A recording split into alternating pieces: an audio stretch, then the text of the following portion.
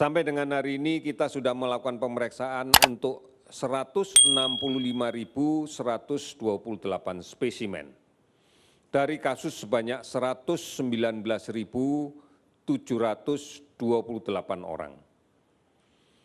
Hasil positif akumulasi adalah 14.749 orang, di mana dari 14.749 orang, diantaranya kita dapatkan dengan melalui real-time PCR 14.557 orang dan tes cepat molekuler 192 orang.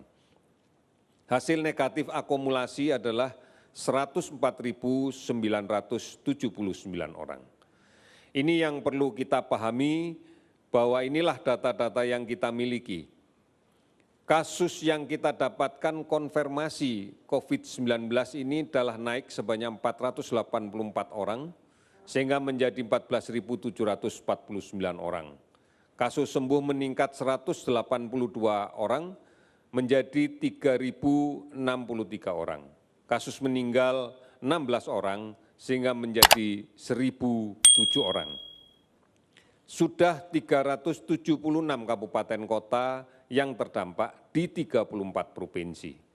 Kasus ODP akumulasi yang kita pantau adalah 251.861 orang, di mana sebagian besar sudah selesai pemantauan. Kasus PDP akumulasi adalah 32.147 orang.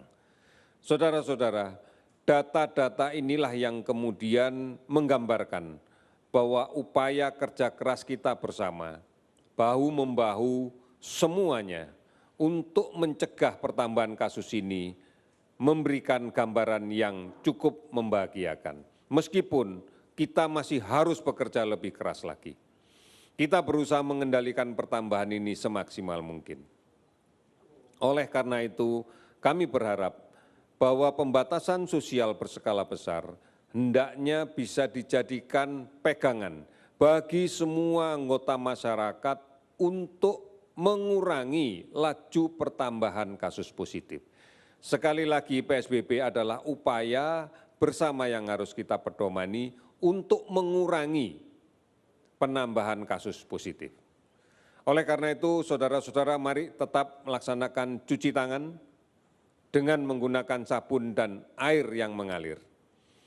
Karena cara inilah cara yang paling rasional untuk menghilangkan cemaran virus yang berada di tangan kita. Gunakan masker. Setiap saat keluar rumah, gunakan masker. Karena ini adalah bagian dari perubahan tata hidup baru kita. Kemudian tetap menjaga jarak di dalam kaitan dengan berkomunikasi secara sosial, menjaga jarak fisik. Karena ini penting agar sebaran droplet, butiran batuk, bersin dari orang yang sakit tidak bisa mengenai kita pada jarak lebih dari 1 meter sampai dengan 2 meter. Kemudian tetap berada di rumah, karena hal yang tidak perlu dilakukan di luar rumah kita bisa hindarkan. Sehingga inilah yang kemudian menjadi tatanan hidup baru kita. Oleh karena itu, tidak melakukan perjalanan.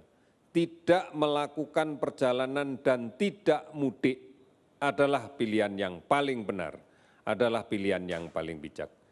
Saudara-saudara, ini semuanya hanya bisa kita lakukan manakala disiplin kita tidak terputus. Kita awali dari diri kita sendiri. Kita awali dari keluarga kita, dan kita awali dari lingkungan kita. Hanya ini yang bisa kita lakukan di dalam kaitan dengan pengendalian COVID-19.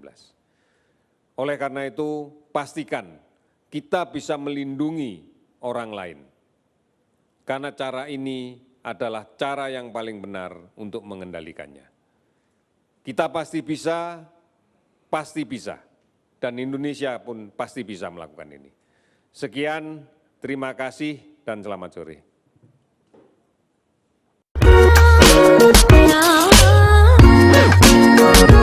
I got